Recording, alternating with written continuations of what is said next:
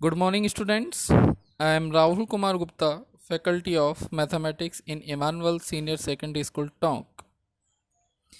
We all know that the whole world and also our country is a struggle against COVID 19. The whole country has been locked down since 3rd May.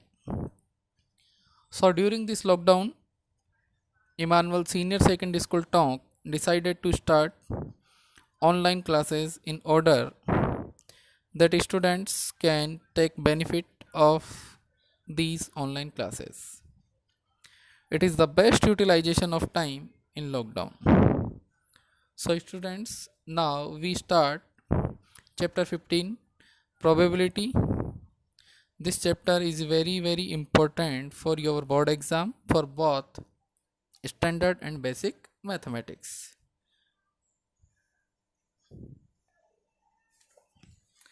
तो probability means probable और maybe. किसी भी event के होने के कितने chance हैं ये हमें प्रोबेबिलिटी से जानने को मिलता है। तो प्रोबेबिलिटी स्टार्ट करने से पहले हमें कुछ इसके फॉर्मूले कुछ बेसिक टर्म्स जाननी होंगी। तो सबसे पहले हम किसी इवेंट के बारे में जानते हैं कि किसी इवेंट की प्रोबेबिलिटी हम कैसे फाइंड आउट करते हैं। तो सपोज कोई इवेंट है ई, तो probability of an event E is denoted by P of E। तो P of E के लिए अपन एक फॉर्मूला प्रिपेयर किया अपन ने कि P of E equal to number of favourable case, case को अपन आउटकम्स भी बोल सकते हैं, upon total number of possible outcomes, और total number of possible outcomes को अपन सैंपल स्पेस भी बोल सकते हैं। सैंपल स्पेस को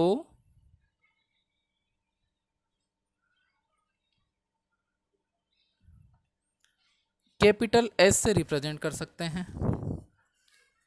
नाउ फॉर एग्जाम्पल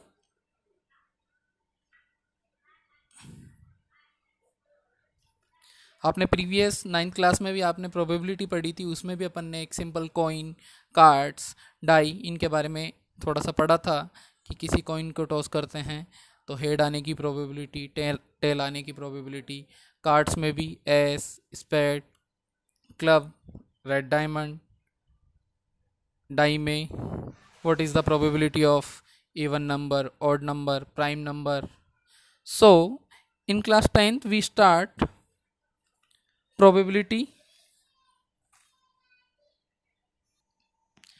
तो एग्जांपल लेते हैं कॉइन कि सपोज व्हेन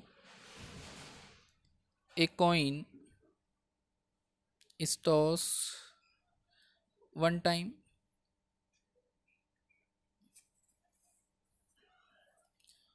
ये आपका कॉइन हो गया। कॉइन के दो फेस होते हैं, एक हेड एंड एक टेल। यहाँ पर अपन बात करते हैं टोटल आउटकम्स की। तो यहाँ पर आपके टोटल आउटकम्स कितने हो गए? दो। एक हो गया आपका हेड, एक हो गया आपका टेल। तो टोटल आउटकम्स कितने हो गए? टोटल आउटकम्स कितने हो गए आपके? दो। अब यहाँ से यदि आपको मैं पूछता हूँ कि what is the probability of head, तो प्रोबेबिलिटी ऑफ हेड आपके पास फॉर्मूला है number of favourable case upon number of total case या फिर टोटल पॉसिबल आउटकम्स। तो हेड आने की प्रोबेबिलिटी के लिए हेड आने के प्रोबेबल केस कितने हैं? फेवरेबल केस कितने हैं? 1। तो ये आपका हो गया फेवरेबल केस। टोटल आउटकम्स कितने हैं? 2, हेड एंड टेल। तो हेड आने की प्रोबेबिलिटी आपके पास कितनी हो गई? 1/2। ऐसे ही यदि मैं आपसे पूछूं कि टेल आने की प्रोबेबिलिटी बताएं, तो प्रोबेबिलिटी ऑफ टेल, टेल के फेवरेबल केस कितने? 1, और टोटल आउटकम्स कितने? 2। तो 1/2। तो बच्चों यहाँ से अपन ने अभी थोड़ा सा क्लास 9th का देखा है कि एक कॉइन को अपन ने यदि टॉस किया है तो उसके टोटल आउटकम्स होते हैं 2। यहाँ से यदि आपसे पूछा जाता है कि हेड आने की प्रोबेबिलिटी, तो हेड आने की प्रोबेबिलिटी आपके पास हो गई 1/2, बिकॉज हेड के फेवरेबल केस कितने यहाँ पर? 1, टोटल केस कितने? 2। वैसे ही टेल आने की प्रोबेबिलिटी, टेल के फेवरेबल केस कितने? 1, और टोटल केस कितने? 2। अब अपन प्रोबेबिलिटी के लिए कुछ बेसिक टर्म्स देख लेते हैं। वैसे कुछ टर्म्स तो अपन ने क्लास 9th में देख रखी है, बाकी repeat again. First, probabilities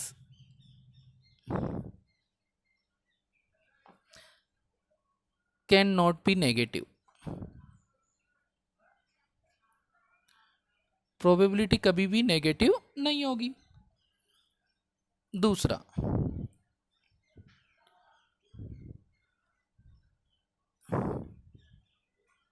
probabilities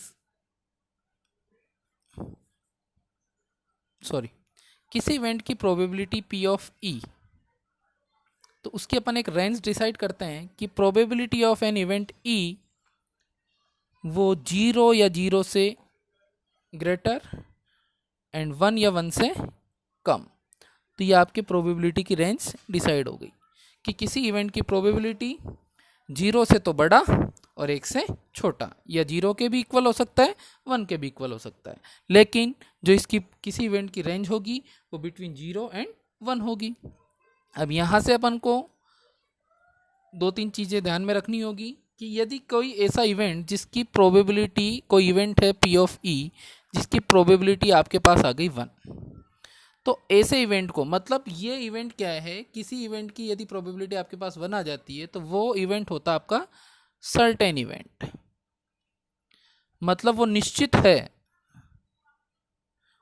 और इसका दूसरा नाम है बेटा श्योर इवेंट, मतलब वो तो हैपन होगा ही होगा। नाउ सेकंड केस की बात करते हैं। यदि सपोज आपके पास किसी भी इवेंट की प्रोबेबिलिटी 0 आ जाती है, 0 का मतलब वो इवेंट पॉसिबल ही नहीं है, और जो चीज़ पॉसिबल नहीं होती है वो कौन सा इवेंट हो जाएगा, इम्पॉसिबल इवेंट। कौन सा, इम्पॉसिबल इवेंट, इम्पॉसिबल इवेंट। तो यहां से आपको 2 टर्म मिली कि एक तो आपका हो गया श्योर इवेंट। तो श्योर इवेंट की अपन डेफिनेशन और प्रोबेबिलिटी के बारे में जानकारी कर लेते हैं। Sure event, an event which is happened, an event which is happened called sure event. Okay, the probability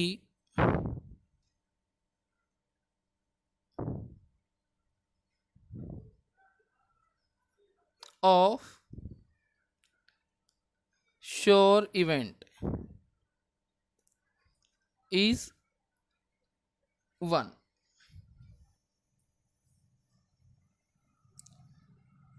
second है impossible event, impossible event, an event which is not happened called impossible event. The probability of impossible event is 0. Impossible event की आपके पास probability क्या हो गई, 0। Now किसी भी experiment में जितने भी इवेंट्स होंगे उन इवेंट्स की प्रोबेबिलिटीज़ का जो सम होगा वो 1 होगा। तो आप लिख लें sum of probabilities of all elementary events of an experiment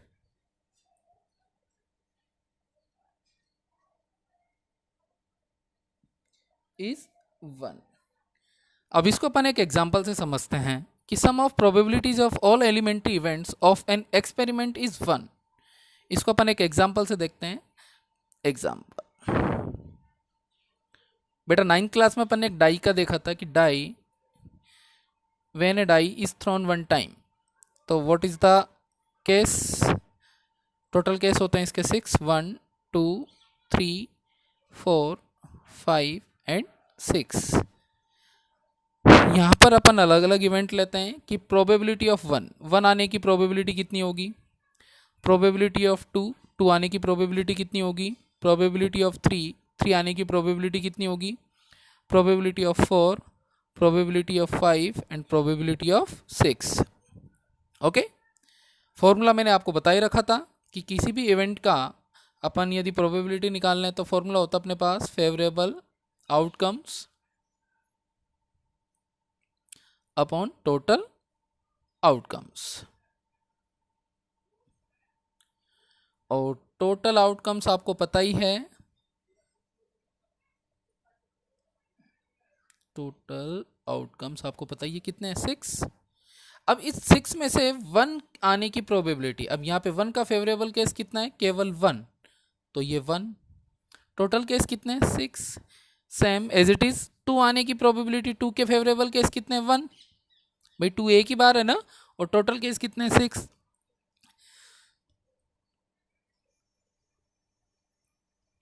ऐसे ही 3 आने की प्रोबेबिलिटी, 3 के फेवरेबल केस है 1, total case 6।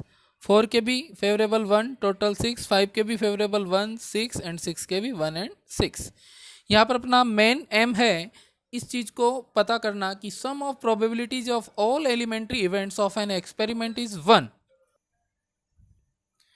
So probability of an event E, इन सब का अपन सम करके देखते हैं। यदि अपने पास 1 आ जाता है तो अपना ये स्टेटमेंट सही है, नहीं तो गलत है। तो 1/6, सॉरी इनको ऐसे लिखते हैं अपन, probability of 1 plus probability of 2 plus probability of 3 plus probability of 4 plus probability of 5 plus probability of 6। तो प्रोबेबिलिटी ऑफ इवेंट हो गया। अपन ने यहाँ पे निकाला 1 आने की प्रोबेबिलिटी 1/6, 2 की भी 1/6, 3 की 1/6, 4 की 1/6, 5 की एंड 6 की। Then probability of event LCM आ गया 6, 1 + 1 + 1 + 1 + 1 + 1। तो बच्चों 6/6, 6 से 6 कट हो गया, ये आ गया 1। इसका मतलब अपना स्टेटमेंट सही है कि किसी भी एलिमेंट्री इवेंट, किसी भी एक्सपेरिमेंट में जितने भी इवेंट्स होंगे उन सब की प्रोबेबिलिटीज़ का सम हमेशा कितना होगा, 1 होगा। That's clear. नाउ